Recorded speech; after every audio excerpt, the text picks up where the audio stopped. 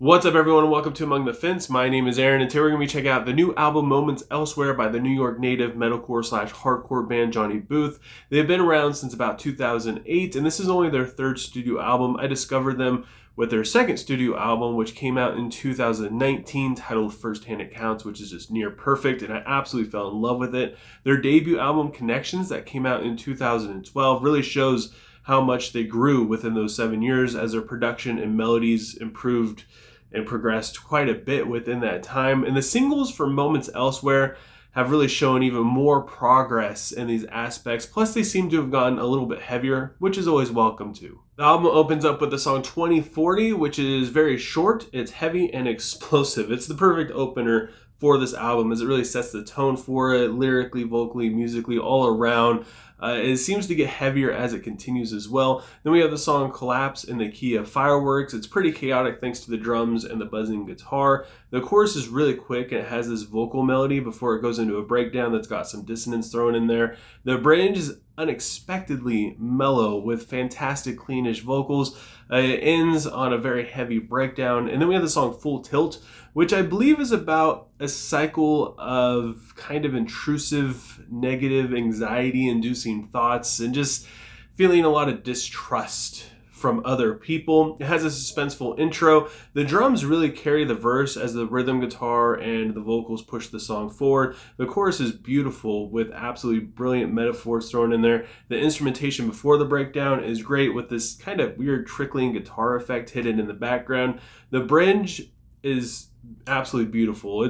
I would say it's like bordering on being bluesy with a really fat bass line, and the outro has one of the best moments on this entire album. The latter is a super aggressive song. It's very in your face, especially the refrain that has this every time I die feel to it that it was enjoyable, but I found it kind of just being okay. The verses are where this song really shines through with its fast rhythm and angry vocals. The chorus is absolutely euphoric with clean vocals and a mesmerizing guitar. It flows into the bridge that's got like this guitar solo part that was unexpected. I enjoyed it quite a bit. The breakdown is super heavy and extremely bassy with powerful drum work. And then we have the kind of dividing part of this album as the fifth song, which is The Mirror. It has a very unusual kind of shoegazy pop feel to it. It works really cleverly as a midpoint interlude that honestly I didn't even really expect it to be an interlude. I felt like it was just another experimental song that they were doing, and it works out so well, and it actually feels like it belongs on this album as opposed to when bands just have like this weird staticky thing as an interlude where if you just took it out you wouldn't even notice that it wasn't there. Only by Name is definitely my favorite song on this album. It has this alternative rock kind of feel to it. It reminds me a little bit of Feast is Over, which was my favorite song off of their previous album. The cleaner production, however, makes this more enjoyable for me, especially when the breakdown hits. It takes this weird turn in the bridge and it sounds fantastic. It makes it feel a lot more intimate. The cadence and the rhythm is absolutely addicting, especially since it shows the softer side while still maintaining that hardcore sound. And because of that, you could really feel the weight of all the emotion in this song. And Why Becomes How keeps that going with more kind of slowish alternative rock style and the atmosphere with clean vocals. And I feel like the bass in this song just really it really holds its own. This song, I'd say the bass is the absolute carrier of this song. It was really hard for me to critique this one because I kept getting lost in the groove and in the vocals. It's just, it was mesmerizing to me. I'd keep forgetting about what I was there to do, and I just started enjoying the song. The lead guitar in the chorus makes it even more just captivating once you get to it. Normally I dislike slow songs within albums that start out with just so much momentum like this one does, but because they just do it so well and the placement in it, and it isn't technically like the slow, I mean it's their slow song, but it's not really a slow song. It just feels so good, especially in this point in the album where it just doesn't kind of happen abruptly. You have The Mirror, which slows things down. You have Only by Name, which slows things down a little bit further while maintaining that hardness to it. So it's not like this, it's not like you have all this craziness and then you have this weird like acoustic song thrown in the middle of your hardcore album. It just, they ease you into it, which just makes it work so well. Ring Light Altar brings this aggression back around, and I really love the message within this song about being a people pleaser and never being good enough for some people, even going as far as to find validation from strangers on the internet through social media. And a ring light is basically what I and YouTubers and influencers use all the time. In fact, don't look at it. I just did, and now I'm blind. And referring to it as an altar is just huge because it's so easy to find your value. And a lot of people, I feel like they do, especially people on Instagram and other social media platforms. YouTube, it's a little bit easier for me to step away from it, and I feel like other people as well too. But you find your validation within the numbers, the likes, the views, the comments, all of that. And for me, it's a lot easier for me to step away from that because I'm talking about music. So I find a little bit more validation in actually listening to the music and a little bit more enjoyment. Not really validation, but a lot more enjoyment and just listening to music and talking about it with you guys, as opposed to like, how many likes do I have? How many views do I have? How many subscribers do I have? It's a lot easier for me to step away from that, even though sometimes it does happen for sure. But this is just, yeah, this song really hit hard. And then another good one for this is the very next song, Gatekeeper, which is a very common phrase used when people think that a band or a specific genre has to sound a very specific way. I'm not sure if that's this song's intent is to refer to that, but the lyrics seem to fit it pretty well. The chorus has a cool vocal part, reminds me again of Every Time I Die, and it sounds fantastic. And the lyrics don't hold back.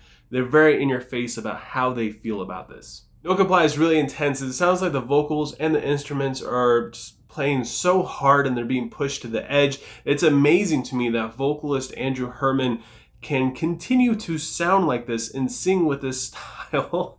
While it sounds like his vocals are basically being pushed to the limit, especially in the breakdown. In doing so, you could really feel the desperation and the frustration, especially when it's mixed with the heavy rhythms. And at the end of just about every word he's saying, there's just so much breakup, and you can feel the intensity within his voice. Then we have the song Bright Future, which I absolutely love the guitar in the intro and in the verses that have this like chimey quality to it, and mixed with the clean vocals as they're going back and forth playing off of each other. It sounds great. The chorus has a solid bounce to it that is like borderline pop punk. This is definitely another one of my favorite songs off this album. There's just so much to love here, and their daring creativity really pays off as they use these different genres and mixing them together. Within their songwriting, they just know how to do it. They know how to add this in without it coming off sounding really tacky and cheesy, and it just blends so well. And that brings us to the closing track, Modern Dialogue, which is just super heavy, and because of that, it makes it feel like we've looped all the way back around to the opening track. The verse has a nasty riff, and the refrain has like this glitchy guitar kind of sound that sounds pretty cool. This is definitely full of the best guitar moments on this record. The breakdown incorporates the same kind of qualities that like a beatdown band would have. And it's just so full of chunky goodness.